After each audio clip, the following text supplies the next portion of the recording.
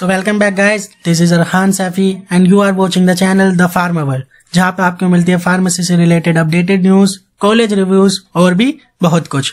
तो यार अपने हैप के सिलेबस में हमने यूनिट 3 जो है स्टार्ट कर दिया है और अब तक जो है मैं 2 वीडियो जो है शूट कर चुका हूँ। जिन्होंने वो 2 वीडियो नहीं देखी सबसे पहले वो 2 वीडियो जाके देखेगा, फिर इस वीडियो को क्या करेगा कंटिन्यू करेगा ताकि तुम्हें कंसेप्ट को समझने में क्या हो आसानी हो।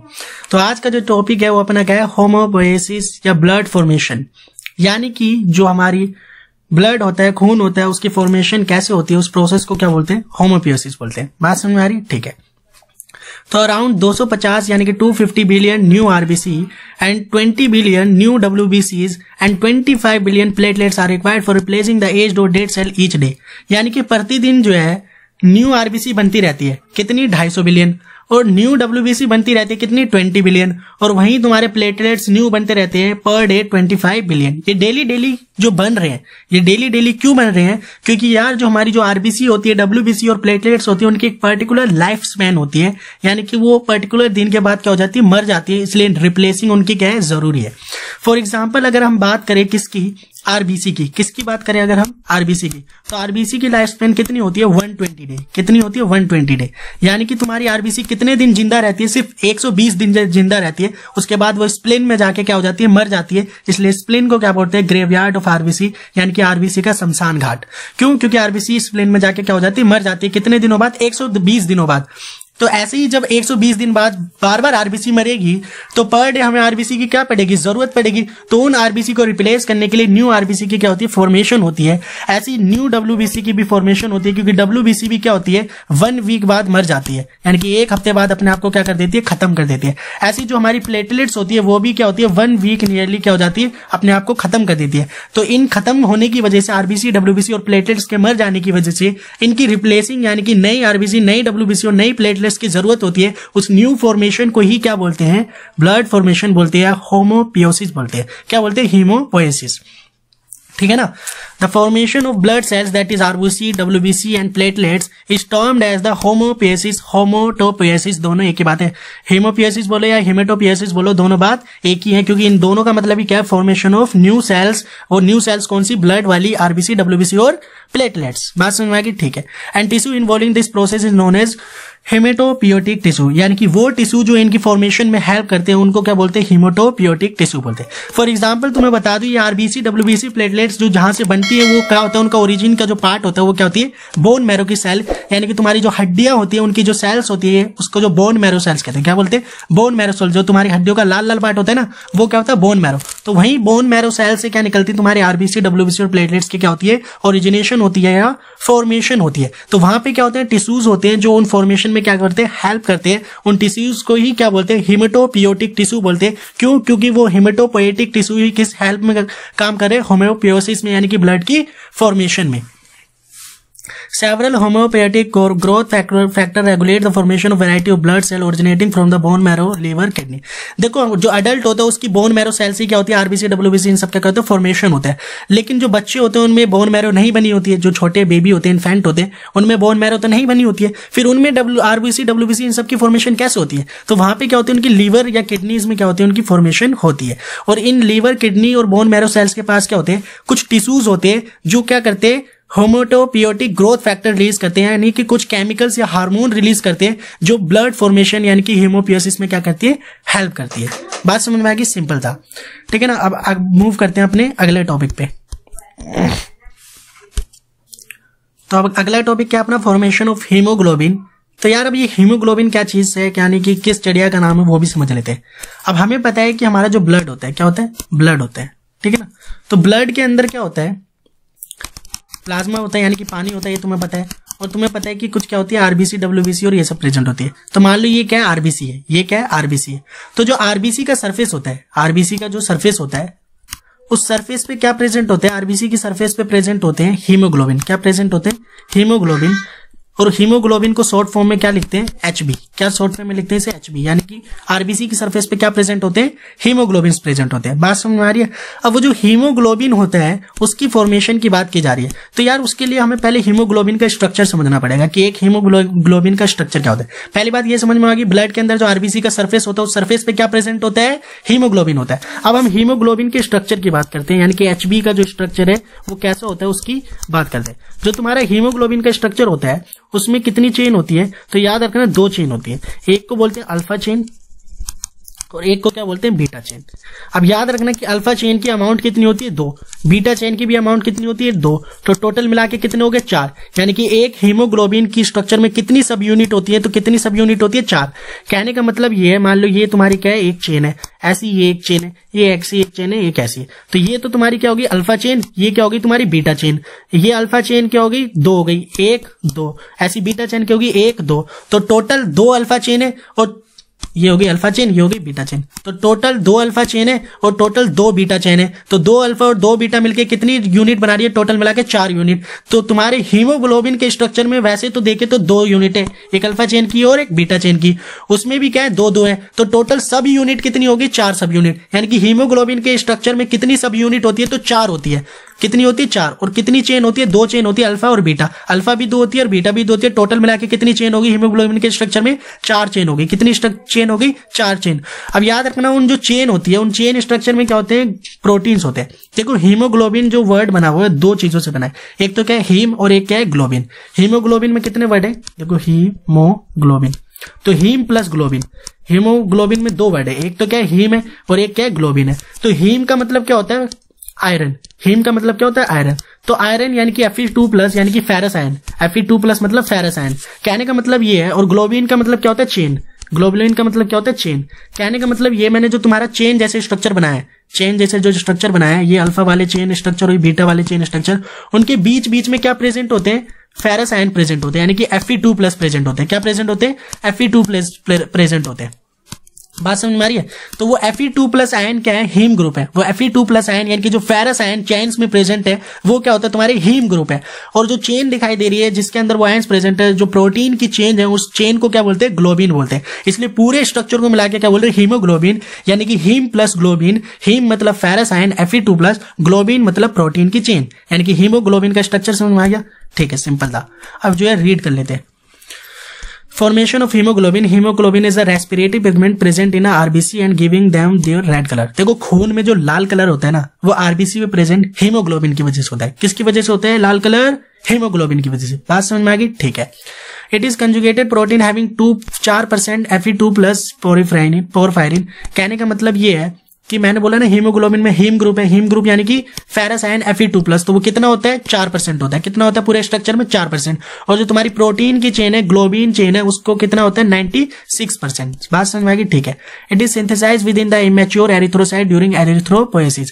कहने का मतलब ये जो हीमोग्लोबिन होता है वो कहाँ पे होता है, एरिथ्रोसाइट यानी कि तुम्हारी आरबीसी के सरफेस पे होता है। और उस in the red bone marrow यानी कि तुम्हारी जो बोन मैरो सेल से आरबीसी बन रही होती है। जब आरबीसी बन रही होती है उसी टाइम हीमोग्लोबिन भी क्या हो रहा होता है, बन रहा होता है। यानी कि ये इमेच्योर एरिथ्रोसाइट यानी कि वो आरबीसी जो अभी मैच्योर नहीं हुई है, जो अभी जस्ट बन रही है रेड बोन मैरो सेल्स में, यानी कि तुम्हारी जो हड्डियों का लाल पार्ट है वहां पे आरबीसी बन रही है, उसी बनते वक्त भी हीमोग्लोबिन भी क्या हो रहा होता है, प्रेजेंट हो रहा होता है। यानी कि हीमोग्लोबिन भी क्या हो रहा होता है, बन रहा होता है। बात समझ में आ गई, ठीक है।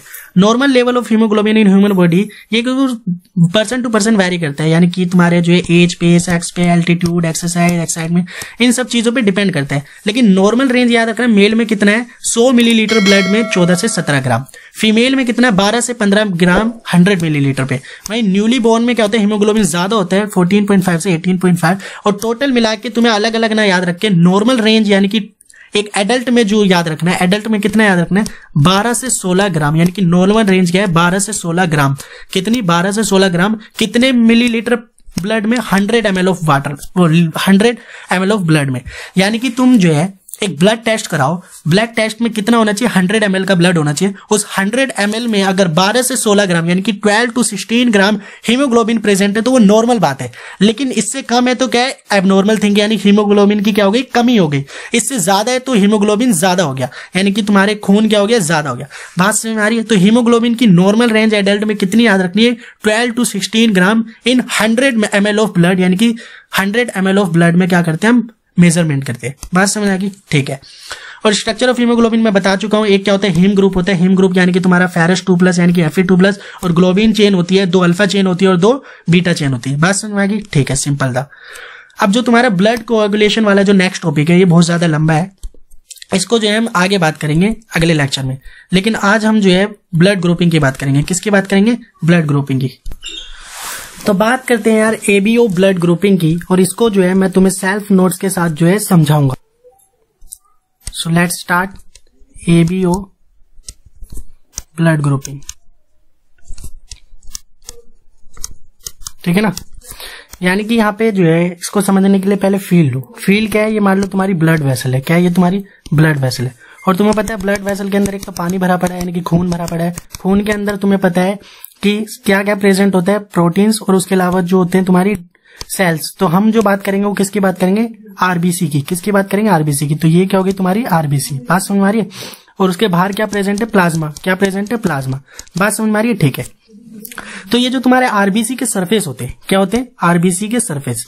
उन आरबीसी के सरफेस पे जो है ना कुछ एंटीजन प्रेजेंट होते हैं। क्या प्रेजेंट होते हैं? एंटीजन। जैसे ये आरबीसी दिख रहा है, इसके सरफेस पे कुछ एंटीजन प्रेजेंट होगा। ये आरबीसी दिख रहा है, इसके सरफेस पे कुछ एंटीजन प्रेजेंट होगा। ये आरबीसी प्रेजेंट है, इसके एंटीजन कुछ और प्रेजेंट होगा। तो ये पर्सन टू पर्सन वेरी करता है, यानी कि अलग अलग व्यक्ति की आरबीसी की सरफेस पे अलग अलग क्या प्रेजेंट होता है, एंटीजन प्रेजेंट होता है। तो मेनली जो एंटीजन है वो तुम्हारे कितने एंटीजन है? 2 एंटीजन है, ए एंटीजन और बी एंटीजन। बात समझ में आ रही है? ठीक है। तो अगर किसी की आरबीसी की सरफेस पे एंटीजन ए प्रेजेंट है, अगर किसी की आरबीसी की सरफेस पे एंटीजन ए प्रेजेंट है, तो उसका ब्लड ग्रुप क्या होगा? ए होगा। उसका ब्लड ग्रुप क्या होगा? ए। वहीं किसी की सरफेस पे एंटीजन बी प्रेजेंट है, तो उसका ब्लड ग्रुप क्या होगा? बी होगा। उसका ब्लड ग्रुप क्या होगा? बी होगा। बात समझ में आ रही है? किसी की सरफेस पे एंटीजन ए प्रेजेंट है, तो उसका ब्लड ग्रुप क्या होगा? ब्लड ग्रुप, उसका ब्लड ग्रुप ए होगा। और किसी की सरफेस पे एंटीजन बी प्रेजेंट है, ये क्या है? ये दोनों एंटीजन है। क्या है? एंटीजन। अगर ए एंटीजन प्रेजेंट है तो ब्लड ग्रुप ए होगा, और बी एंटीजन प्रेजेंट है तो ब्लड ग्रुप बी होगा।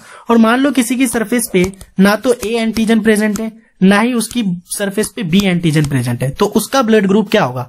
उसका ब्लड ग्रुप फिर हो जाएगा ओ। ओ मतलब जीरो। ओ मतलब जीरो। जीरो का मतलब उस पर कोई एंटीजन प्रेजेंट नहीं है। बात समझ में आ रही है? तो उसका ब्लड ग्रुप अब क्या हो जाएगा? ओ हो जाएगा। क्या हो जाएगा? ओ। बात समझ में आएगी? सिंपल था। यानी कि किसी की आरबीसी की सरफेस पे अगर ए एंटीजन प्रेजेंट है तो उसका ब्लड ग्रुप हम बोलेंगे ए है। वहीं किसी की आरबीसी की सरफेस पे एंटीजन बी प्रेजेंट है तो उसका ब्लड ग्रुप हम बोलेंगे बी है। अगर किसी इंसान के खून के अंदर कोई भी एंटीजन प्रेजेंट नहीं है उसके आरबीसी सरफेस पे, तो उसके ब्लड ग्रुप को 0 यानी कि ओ ब्लड ग्रुप बोलेंगे। क्या बोलेंगे? ओ ब्लड ग्रुप बोलेंगे। बात समझ में आ गई? ठीक है। अब देखो इन एंटीजन के प्रति क्या बनते हैं? एंटीबॉडीज बनती है। क्या बनती है? एंटीबॉडीज। देखो अगर किसी की सरफेस पे एंटीजन ए प्रेजेंट है, क्या प्रेजेंट है? एंटीजन ए। तो अगर इसकी प्लाज्मा यानी कि इसके बाहर जो प्लाज्मा है, उस प्लाज्मा में जो एंटीबॉडी बनती है, क्या बनती है? एंटीबॉडी। अगर एंटीबॉडी ए बने, क्या बने? एंटीबॉडी ए, तो वो एंटीबॉडी इस आरबीसी की सरफेस के ए एंटीजन को मारने के चक्कर में आरबीसी को मार देगी। तो ये तो क्या हो जाएगा? हमारे लिए नुकसान वाली बात हो जाएगी। क्या हो जाएगी? नुकसान वाली बात।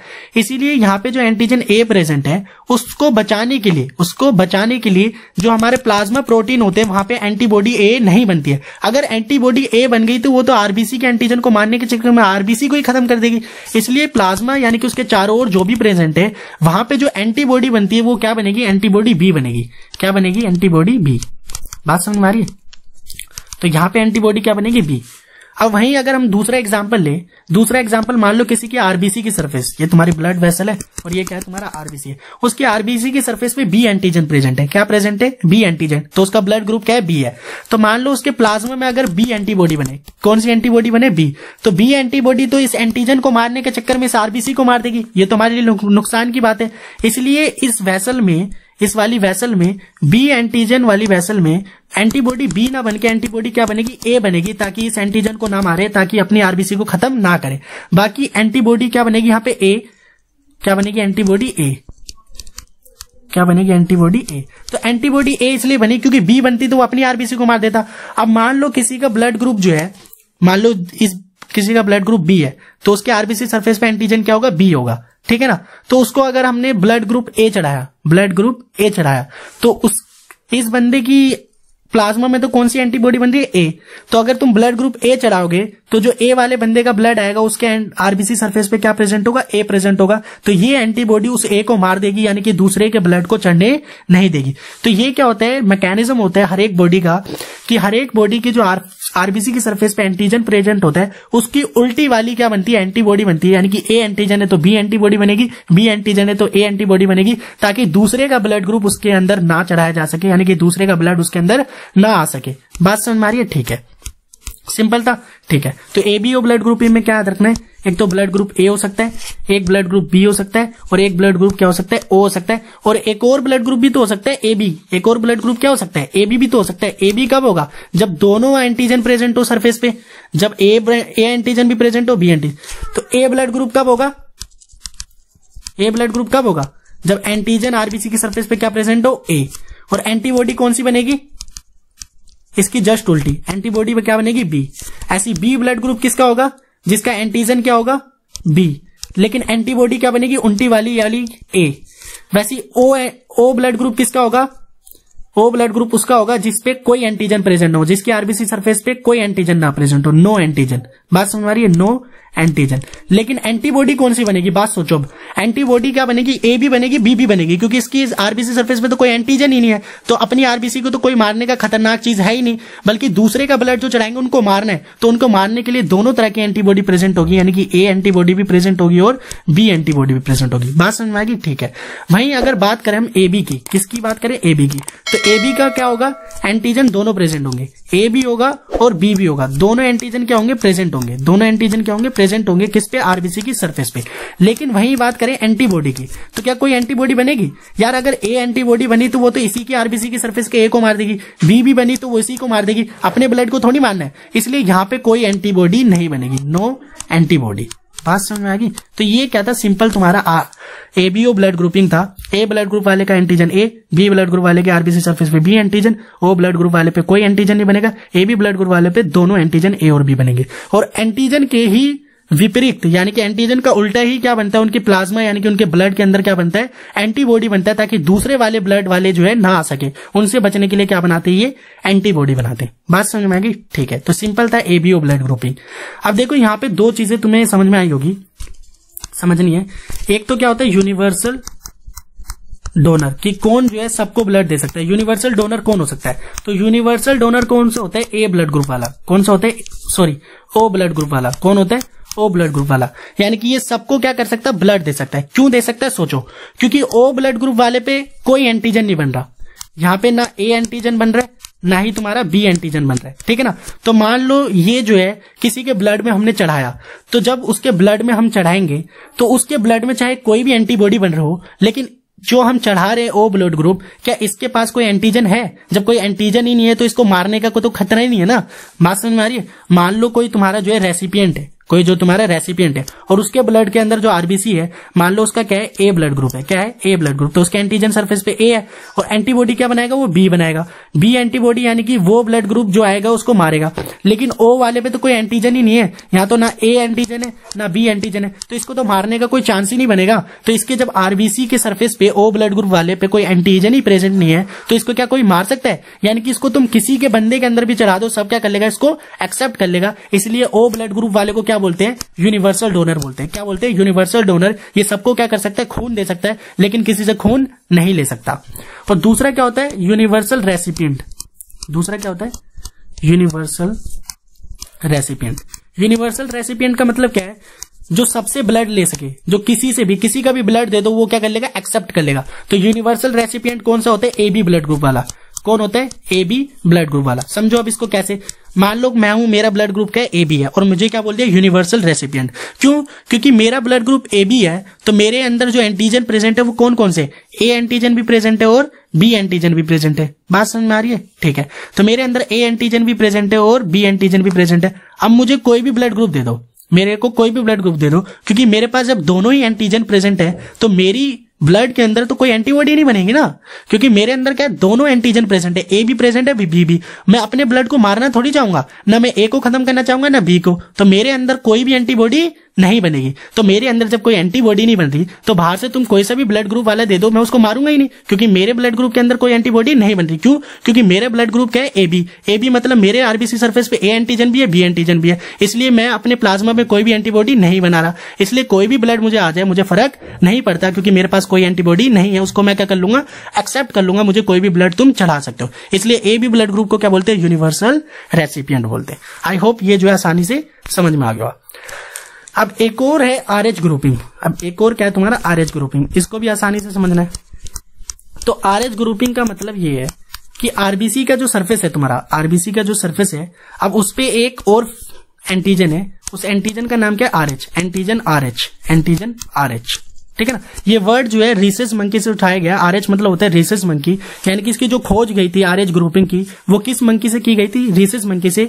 लेकिन हमें जो है बस याद रखना है आरएच एंटीजन का कंसेप्ट क्या है, ठीक है ना।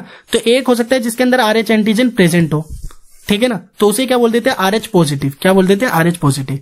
वहीं एक हो सकता है जिसके अंदर एंटीजन आरएच ना हो, उसके अंदर एंटीजन आरएच ना हो, तो उस वाले को क्या बोलते हैं, आरएच नेगेटिव। बात समझ में आ रही है। तो आरएच पॉजिटिव कौन है, जिसकी आरबीसी की सरफेस पे आरएच एंटीजन प्रेजेंट होगा। बात समझ में आ रही है। और किसी की सरफेस पे आरएच एंटीजन नहीं प्रेजेंट है तो उसको क्या बोल देंगे, आरएच नेगेटिव। बात समझ में आ गई। यानी कि आरएच पॉजिटिव और आरएच नेगेटिव दो हो गए। आरएच पॉजिटिव उसे बोलते हैं जिसकी आरबीसी के सरफेस पे आरएच एंटीजन प्रेजेंट है, आरएच नेगेटिव उसे बोलते हैं जिसकी आरबीसी की सरफेस पे आरएच एंटीजन प्रेजेंट नहीं है, ठीक है ना। तो 80 पूरे वर्ल्ड में देखें तो 80% पॉपुलेशन ऐसी है जिसके अंदर आरएच एंटीजन प्रेजेंट होता है, इसलिए मतलब 80% पॉपुलेशन हमारी क्या है, आरएच पॉजिटिव वाली।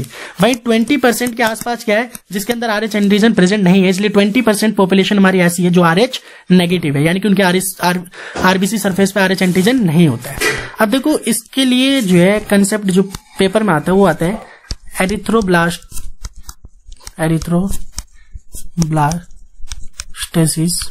फेटालिस, एरिथ्रोब्लास्टेसिस फेटालिस, ठीक है ना। एरिथ्रोब्लास्टेसिस फेटालिस, इसका मतलब समझना है। इसका मतलब होता है एरिथ्रो मतलब आरबीसी, ब्लास्ट मतलब खत्म करना। आरबीसी खत्म होगी किसकी, फीटस की। आरबीसी खत्म होगी किसकी, फीटस की। फीटस क्या होता है, न्यू बोर्न बेबी। फीटस क्या होता है, वो वाला बेबी। फीटस क्या होता है, जो तुम्हारी माँ की कोक होती है, यानी कि जो गर्भाशय होता है, यानी कि यूट्रस होता है, उसमें जो स्मॉल बेबी होता है, जो उसका डेवलपमेंट हो रहा होता है, यानी कि 3 से 4 मंथ का जब होता है तो उसे क्या बोलते हैं, फीटस बोलते हैं। क्या बोलते हैं, फीटस बोलते हैं। तो उस फीटस की आरबीसी क्या हो रही है, ब्लास्ट हो रही है, उसको क्या बोलते हैं, एरिथ्रोब्लास्टोसिस फेटालिस। उसकी कंडीशन क्या है, उसकी कंडीशन जो है पेपर में पूछी जाती है कि ये कंडीशन कब आती है, एरिथ्रोब्लास्टोसिस फेटालिस, यानी कि जो फीटस होता है माँ की कोक में, यानी कि जो मदर बॉडी होती है उसके यूट्रस में जो फीटस होता है उसकी आरबीसी कम मरती है, तो उसकी कंडीशन क्या होती है एरिथ्रोब्लास्टोसिस फेटालिस की, वो होती है मदर जब क्या हो, आरएच नेगेटिव हो। मदर क्या हो, आरएच नेगेटिव हो, और जो फीटस है वो क्या हो, आरएच पॉजिटिव। फीटस क्या हो, आरएच पॉजिटिव। अब इसको समझना कैसे, मान लो ये तुम्हारा जो है मदर बॉडी है और ये तुम्हारी क्या है, फीटस वाली बॉडी है, ठीक है ना। तो मदर की बॉडी में आरएच नेगेटिव का मतलब क्या है, इसकी आरबीसी सरफेस पे कोई आरएच एंटीजन प्रेजेंट नहीं है। इसकी आरबीसी सरफेस पे कोई भी आरएच एंटीजन प्रेजेंट नहीं है। जब इसकी सरफेस पे आरएच एंटीजन नहीं प्रेजेंट होगा तो इसके आसपास जो प्लाज्मा होगा उसके अंदर आरएच एंटीबॉडी बनेगी। मैंने बोला ना, जस्ट उल्टा करना है। जब आरएच एंटीजन नहीं प्रेजेंट है तो माँ की जो यूट्रस बॉडी है, उसका जो ब्लड है, मदर का जो ब्लड है, उसके अंदर एंटीबॉडी तो बनेगी ना। कौन सी वाली एंटीबॉडी बनेगी, आरएच एंटीबॉडी। एंटीबॉडी कौन सी बनेगी, आरएच वाली। बात समझ में आ रही है, ठीक है। अब फीटस कैसा है, आरएच पॉजिटिव। फीटस कैसा है, आरएच पॉजिटिव, यानी कि ये जो है तुम्हारी मदर बॉडी थी और ये क्या थे, तुम्हारी फीटस की बॉडी। ये क्या थी, तुम्हारी फीटस की बॉडी। तो फीटस की बॉडी की जो आरबीसी सरफेस, मान लो ये आरबीसी सरफेस है। अब फीटस का ब्लड ग्रुप क्या है, आरएच पॉजिटिव, यानी कि उसकी आरबीसी सरफेस पे आरएच एंटीजन प्रेजेंट होगा। तो इसके सरफेस पे जब आरएच एंटीजन प्रेजेंट होगा और ये फीटस किससे कनेक्टेड है, माँ की यूट्रस से कनेक्टेड है, तो इस फीटस की आरबीसी पे जब एंटीजन प्रेजेंट है और मदर की बॉडी में एंटीबॉडी बन रही है, तो ये एंटीबॉडी जो बन रही है मदर की बॉडी में, क्योंकि ब्लड फीटस का भी कनेक्ट है, तो फीटस की आरबीसी को वो क्या करने लग जाएगी, डिस्ट्रॉय करने लग जाएगी, फीटस की आरबीसी को क्या करने लग जाएगी, डिस्ट्रॉय करने लग जाएगी। इसलिए फीटस की आरबीसी डिस्ट्रॉय होती है। इसलिए इस कंडीशन को क्या बोलते हैं, एरिथ्रोब्लास्टोसिस फीटलिस। एरिथ्रोब्लास्टोसिस फीटलिस का मतलब ही ये है कि फीटलिस मतलब फीटस की, ब्लास्ट मतलब ब्लास्ट हो रही है फीटस की, एरिथ्रोसाइट यानी कि आरबीसी। तो आरबीसी किसकी ब्लास्ट हो रही है, आरबीसी किसकी मर रही है, फीटस की मर रही है। क्यों मर रही है और किस कंडीशन में मरती है मैंने बता दिया। जब मदर का ब्लड ग्रुप क्या हो, RH नेगेटिव, और फीटस का क्या हो, RH पॉजिटिव। मदर का RH नेगेटिव का मतलब यह है कि उसकी एंटीजन सरफेस पे कोई RH वाला एंटीजन प्रेजेंट नहीं है। जब उसके सरफेस पे RH एंटीजन प्रेजेंट नहीं है तो उसके प्लाज्मा में, मदर के ब्लड के प्लाज्मा में कौन सी एंटीबॉडी बनेगी, RH एंटीबॉडी बनेगी। अब वो RH एंटीबॉडी क्या है, मारेगी किस एंटीजन को, फीटस की आरबीसी के सरफेस पे प्रेजेंट एंटीजन को, क्योंकि फीटस का ब्लड ग्रुप क्या है, RH पॉजिटिव, यानी कि उसके बॉडी सरफेस पे, उसकी आरबीसी सरफेस पे, फीटस की, बच्चे की आरबीसी सरफेस पे क्या है, RH एंटीजन प्रेजेंट है। तो ये एंटीबॉडी जाएगी मदर के ब्लड से निकल के और फीटस के ब्लड के अंदर जो आरबीसी है उसको क्या करेगी, मारने लगेगी, और बच्चे में क्या हो जाएगी, एनीमिया की कंडीशन यानी कि खून की कमी, और बच्चा क्या हो जाएगा, बिल्कुल खत्म वाली कंडीशन। बात समझ में आ रही। तो यार याद रखना कि ये कंडीशन कौन सी होती है, एरिथ्रोब्लास्टोसिस फीटलिस वाली, ये पूछी जाती है। तो याद रखना मदर RH नेगेटिव और foetus RH positive. I hope ये जो है तुम्हें समझ में आ गया। और याद रखना ये फर्स्ट प्रेगनेंसी में ये सब चीजें नहीं होती है। क्यों, फर्स्ट प्रेगनेंसी क्या होती है, इतनी जल्दी इन सब चीजों को जो है अचीव नहीं करती। सेकंड टाइम की जो प्रेगनेंसी होती है उसमें क्या है, ये होने के चांस ज्यादा होते हैं, क्योंकि उसमें ब्लड क्या करता है, प्लेसेंटा को क्रॉस कर जाता है। तो ये कंडीशन क्या होती है, सेकंड प्रेगनेंसी में पॉसिबल होती है, और बच्चे की डेथ भी हो सकती है। तो ये क्या खतरनाक कंडीशन है। I hope ABO blood grouping और RH का कंसेप्ट तुम्हें आसानी से समझ में आ गया होगा। ठीक है ना। तो इस वीडियो को यहीं पे समाप्त करते हैं, मिलते हैं अगली वीडियो में। तब तक के लिए take care, all the best.